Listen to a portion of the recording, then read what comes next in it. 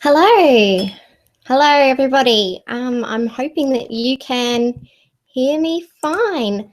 I'm Simone. I'm from Play with Food. I'll be hosting the first webinar of the Happy Mealtimes e-course tonight. You will be able to learn a lot, hopefully, from this e-course. We are starting out with a worksheet. So this is... you'll be able to learn a lot, hopefully, from this e-course. We are hold on a second. Starting out with a worksheet. So this is... you'll be able to learn a lot, hopefully, from this e-course. I'm so sorry about that. And I'm back.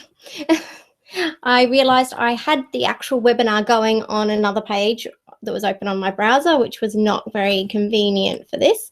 So what it has meant is I've lost my little chat box, unfortunately. So Mandy and Shari will be there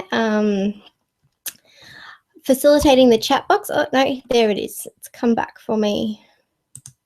Fantastic. Okay. Great. So I'm back. I'm really sorry for that little hiccup.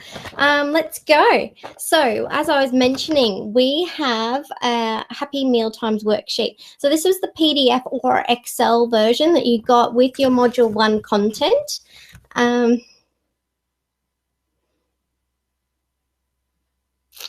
Yes, so with the Module 1 content that you got, so we had our first scroll through on the responsive platform where you would have read all about eating competency this morning or yesterday. What we wanted to do with this worksheet is for you to maybe not so much be pressured into filling it in right away. This is something that you can take some notes on and keep coming back to within the course, because as we go through the course, you're going to learn a whole lot of different things. You're going to hear different tips. You're going to see why Mandy and I have our versions of what our Happy Mealtime objectives are. You can have a look at those. We've also got a whole range of questions that you can ask yourselves. Things like how many times a week do we want to sit as a family for a family meal, those sort of things. But obviously, until we do family meals in tomorrow's module, we might not be able to make up that decision at this point. So take it slowly, take the content as it comes. We're going to hopefully get through some really good questions, but mostly we want to make this journey about you. So the whole course has been put together by myself, Mandy from Little People Nutrition, and Shari from Good Food Week. We've come together from 3 different interest points and experiences in life, but we've come together knowing that we really want to help families move towards those happy meal times in general. So why did we start with the eating competency model?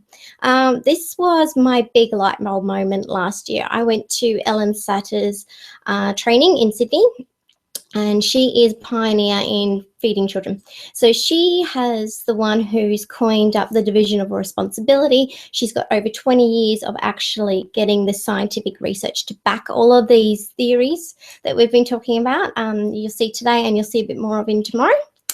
And I went along to Ellen Sutter and I thought, oh, I've pretty much read a lot of her stuff. I should know what to expect. And then she pulled out the competency model. And I was sort of like, oh, yeah, that's obvious. That's okay. I'm getting it. And it wasn't until I actually filled it in myself that I was like really personally affected by it. At that point in time in my life, I was going through my own elimination diet for food sensitivities. Meal times had gotten a bit stressful because all of a sudden it wasn't just providing food that I was comfortable with. I was also having to learn what I couldn't do, what I can do, and it threw a whole lot of a bit of reality check in for me about having my competence in something that I thought I knew pretty well pretty much rocked at its core, because all of a sudden some of the contextual skills I had when it came to feeding my kids were thrown out the window. So what I wanted to do is explain a little bit more about why this is important to me. So we went through the day with Ellen Satter, she explained her eating competency model, and I realised that even though I'd been running feeding programs for kids for a couple of years, and in feeding therapy training, I was fully aware that the majority, like 99% of the issues that children will have with food is not because of the parents, or like caused at the root cause by the parents. However, the tools that parents can use to help their children address the root cause are what makes and breaks it. So even though the parent's never the actual root cause of it, and so if you're feeling guilty like you've caused it, the chances are, no, you didn't cause this behaviour. The thing is, we've got tools to help move past those root causes that parents need to be aware of and need to be implementing. So my feeding therapy really came from that angle, going, what's our root cause? What are we going to do to fix it? And that sort of thing. And it had really left out the one big thing that sort of light bulb moment hit me straight in the middle of the forehead. Like, but we are talking to parents who have really had a hard journey. They're on a, like, it's not easy, not at all. And we have hammered them. They've been hammered. They've been trying to take advice. They're all over the place. And we have forgotten about the key thing for them, their own eating competence. So it was really important for me to get out there in the very first instance that we want to talk a bit about you. As parents, we want to talk a little bit about why we do what we do, and how we've gotten into where we are. So I thought the first thing we should all do together is take a big deep breath and realise the root cause of family eating issues like fussy eating is probably not you. So let's acknowledge that. It's not the parents' fault. But what we need to do is have a look at us and go, but how can I be equipped to help my kids and help them through what is the root cause for them? So without further ado, I wanted to grab your eating competency survey.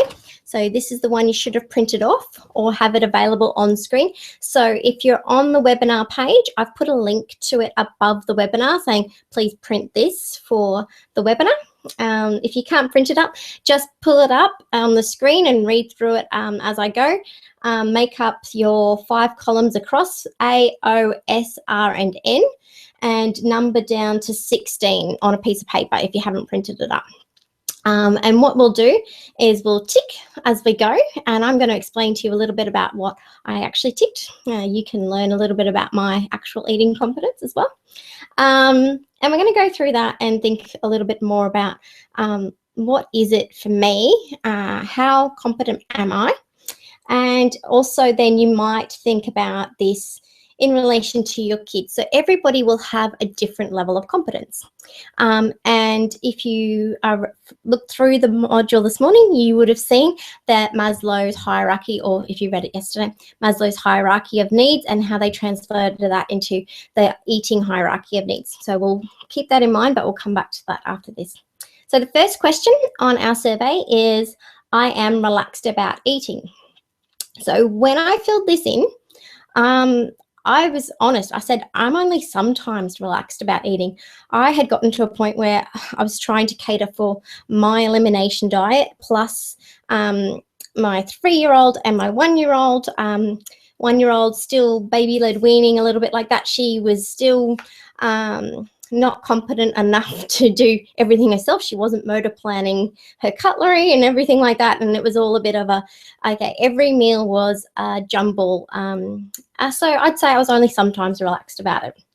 I was comfortable about eating enough. I was pretty good. I was eating what I knew, but I said often because I would have to be honest and say there were some mornings when life had to move on and I probably did not eat enough breakfast, or I might have just had the peels off of the grape, or not the grapes, off the pears and the apples as I was peeling them or something, and I might have only had a little bit. So I didn't say always. I have regular meals. Well, that was true. I always have regular meals, and I've always believed in having regular meals. I'm not one to skip meals, so that was an A for me. Okay, survey question number 4. I feel it's okay to eat food that I like. So always, often, sometimes, rarely, or never. So I'm pretty sure it's often okay for food that I like. I experiment with new food and learn to like it. And that's, for me, is an always. I'm always looking at the random new products that come out. I'm very food curious. So that was an easy one for me. However, I'd like to say, if this was my husband filling it in, it's probably a sometimes, and it's a sometimes if Simone's watching me. He will try something new, or he'll push his boundaries. So it's not one answer for your whole family, is what I'm getting at. If the situation demands, I can make do by eating food I don't much care for. I think I'm pretty good at that. I'm always there. I really realize what nutrients are in different foods, and if I can say, look, I really know I need to up my iron levels, and I'm going to have this really well-cooked steak, even though I don't love well-cooked steak, I will eat it.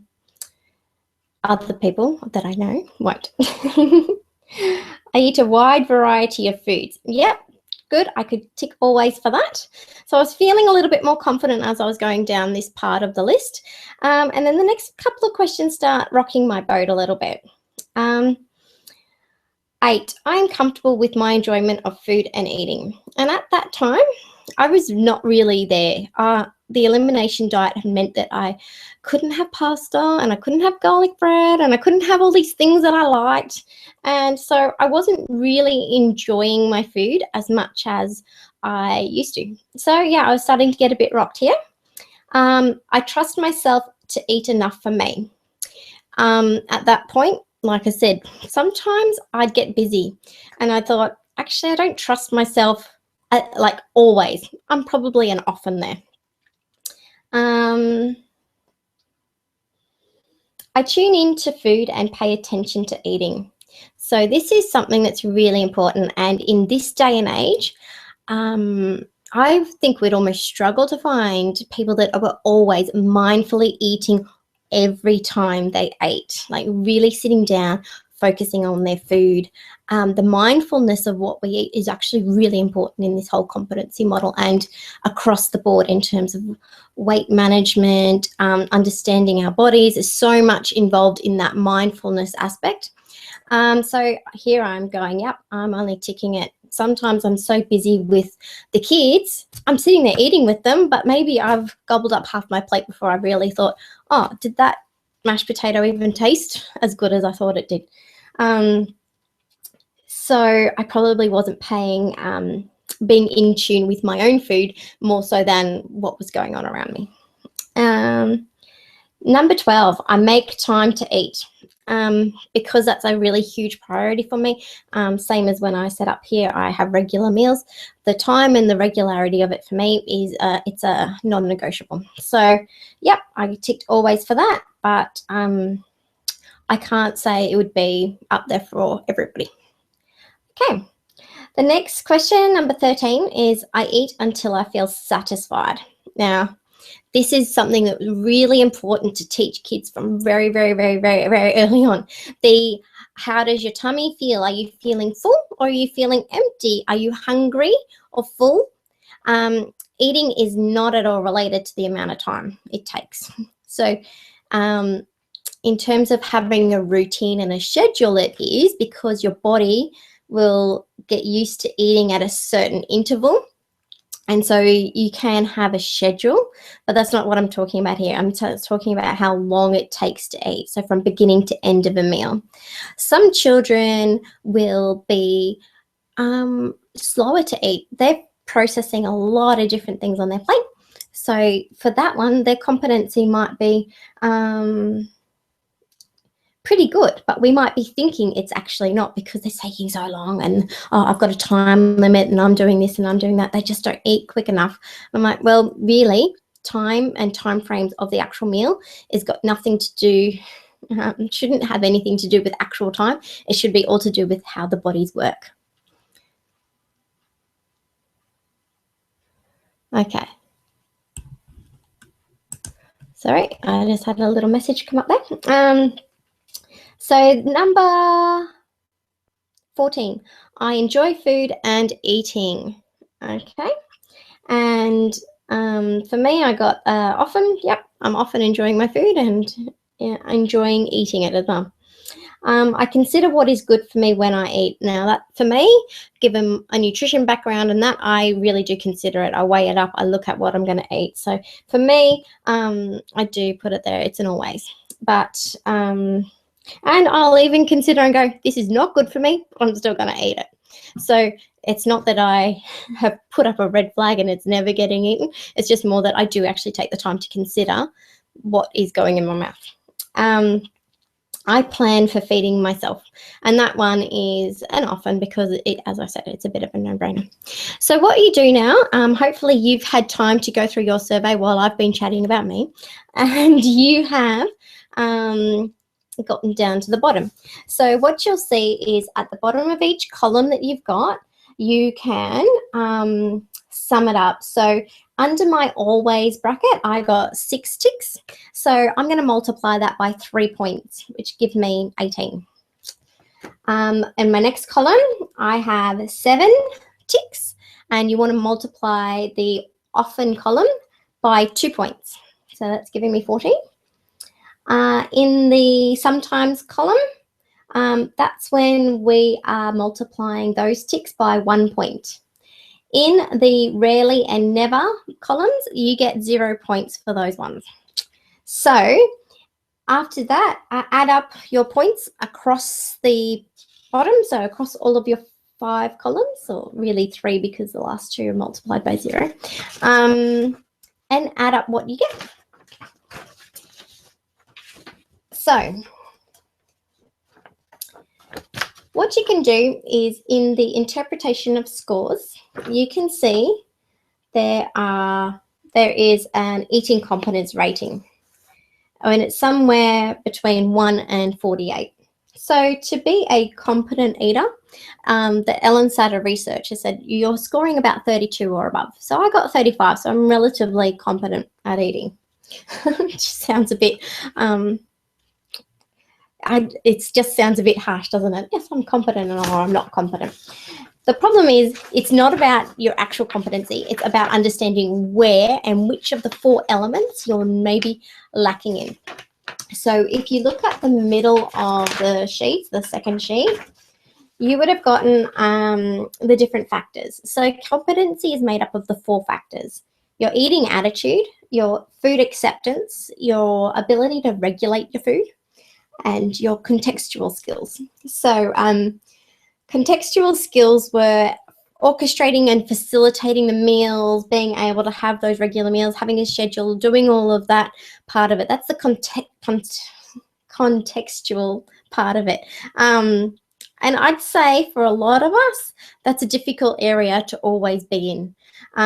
So if you looked at your score from question 3, 11, 12, 15, and 16, that's all about your contextual skills. So if you add them up and see where you come in terms of between 1 and 15, but there's no cutoff assigned to them. It's just a matter of, oh, how far along that curve do you think you are? Okay. So it's also our eating attitude, our food acceptance, and food regulation. So I'll get you to look into that, and definitely pop in the comments if you say, wow, I've scored quite low in one particular area.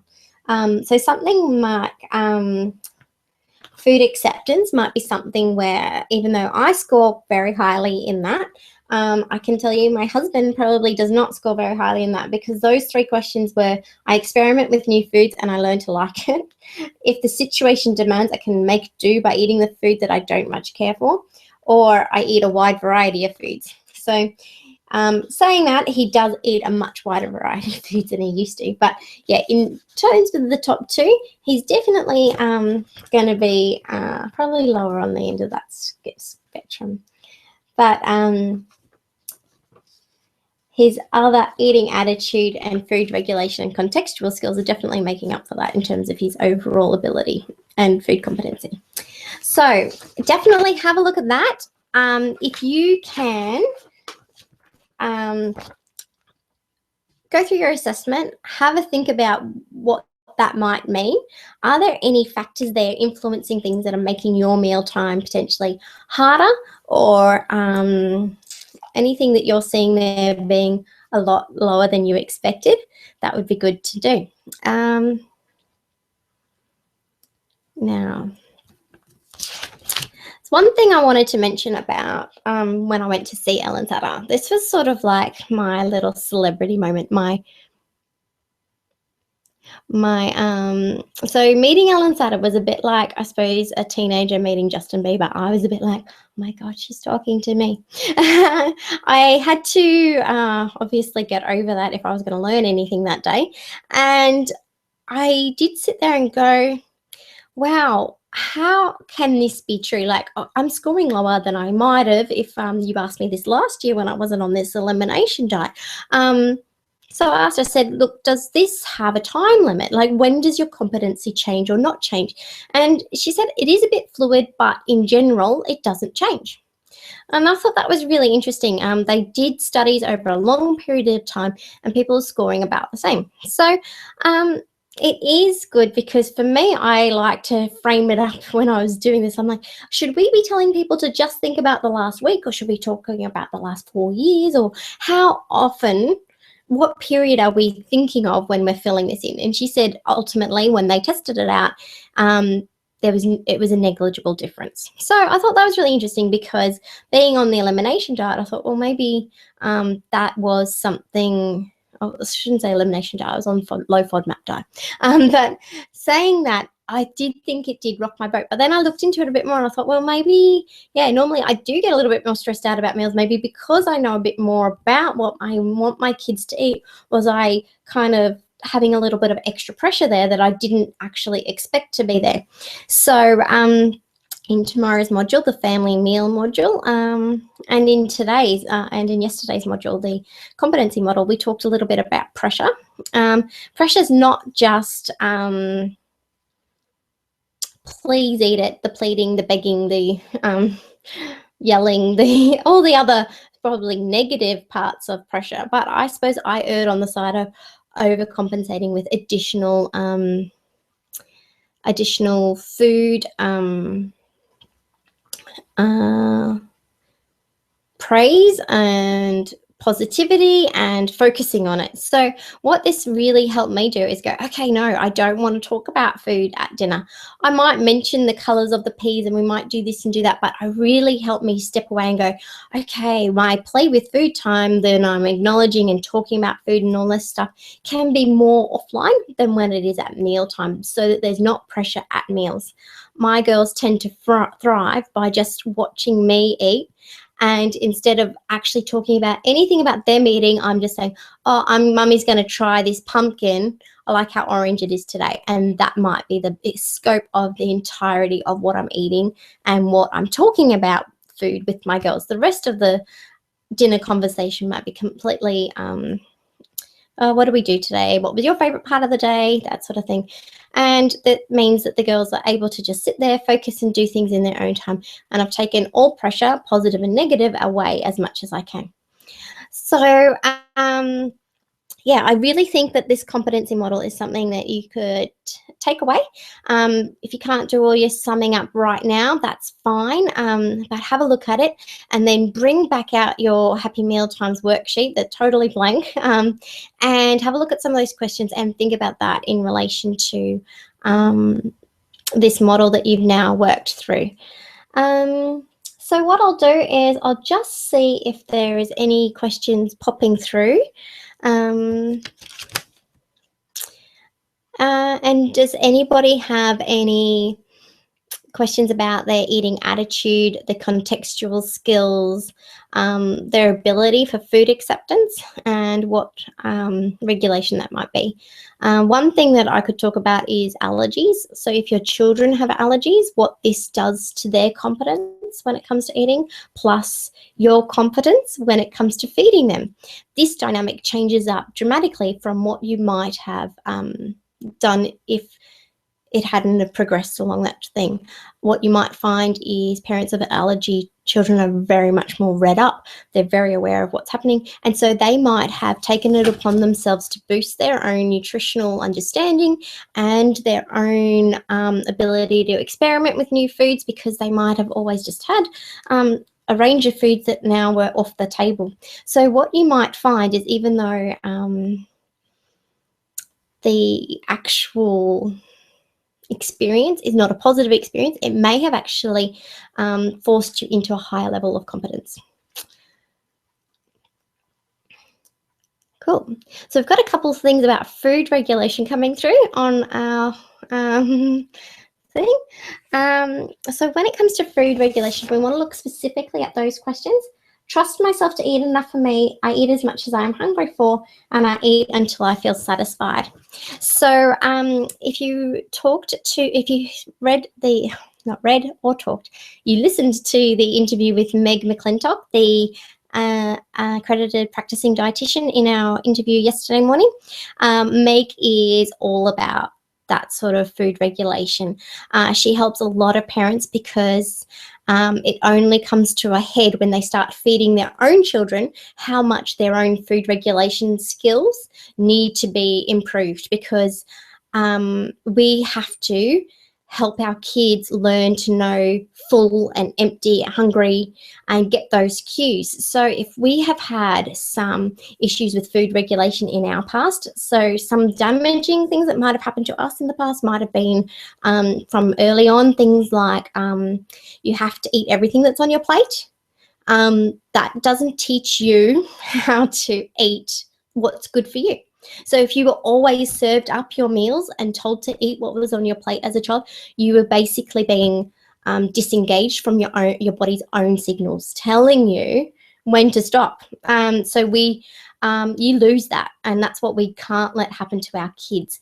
So they say it happens more regularly with children that are bottle fed, where parents aren't understanding that the child can stop when they're not finished, but the tin says I have to feed them this much. It can be very concerning to see your child not having as much as they're supposed to. So already from the day they're born, we almost feel like, oh, I have to give them this much, and it has to be this often, and it has to be this. So we are almost trying to take control of something that we need to let them have control of. So as you would have seen in the module 1 today, the role of an infant is to decide everything pretty much, and the parents just have to go along with it. We have to let that infant learn their body and do all those things. And then from when we're toddlers, or we start the weaning process, is when we start moving into our division of responsibility. Why that division of responsibility is so important, it's because we all want to get back on track with our food regulation, make sure we really understand what our body is doing. And like I said, Meg is all over that. She is really into mindful eating, does a lot of mindful eating exercises with parents to help them. And definitely as a mom, you have a whole lot of other issues. So like we said, okay, what if you ate a whole plate full? What if you were told you had to sit at the table until you ate everything, and you sat there for hours and hours and hours?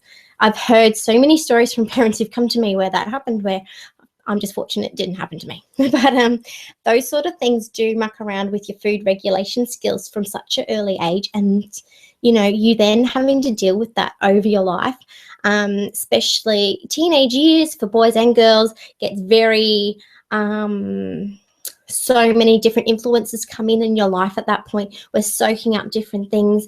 This is when eating disorders are rife. Lots of different food regulation things are happening for us. Your bodies are going through massive changes. And so our ability to be able to regulate our own food at that point is also really important. So when we talk about cognitive leaps, and you'll get a lot more of that in our fussy eating module that comes on Monday, we talk about Piaget's psychology models, where children develop and go through these leaps, and that leap when they're after 11 is another time when fussy eating comes back. And fussy eating at that age is not as it's harder to deal with if we've had food regulation issues piled on top of it. So the more we can get our children eating competently, the better it will be for them. But the only way we can get them eating competently is if we start acknowledging how we can eat competently as well. So with eating competence, the whole purpose of it is that they say, so Ellen Sutter's research has all founded that if a parent is a competent feeder, they will raise competent eaters. And it's a bit pretty much very blunt like that. It's just we work on your competence and it will almost follow. So a lot of her studies also say things like, let's just start with the meals that we're having. So if, and we're going to get into the family meal mentality, and then we can move on from there. So healthier choices don't have to come top down. We can start with the unhealthy food, and because we're all eating unhealthy food in a mindful, embracing family meal, we're going to get sick of eating unhealthy food. We're going to want variety. We crave variety. We start to go for the fresher fruits and vegetables. We start to do this. And they say that the more this family meal dynamic and the more conscious we are about our eating competency, the more likely we are to nurture and grow towards a healthier mealtime routine. Okay. So I'll just wait and see if there's any other questions coming through. And definitely feel free to contact Meg or shoot me an email if there's anything in particular that I've said tonight that's really resonated with you and you want a little bit more info. I can send you links to the journal articles to other people that may be able to help as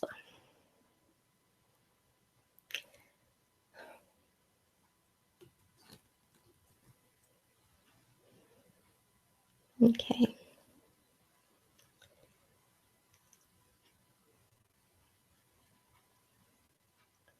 Well, given that there is a little bit of a delay with the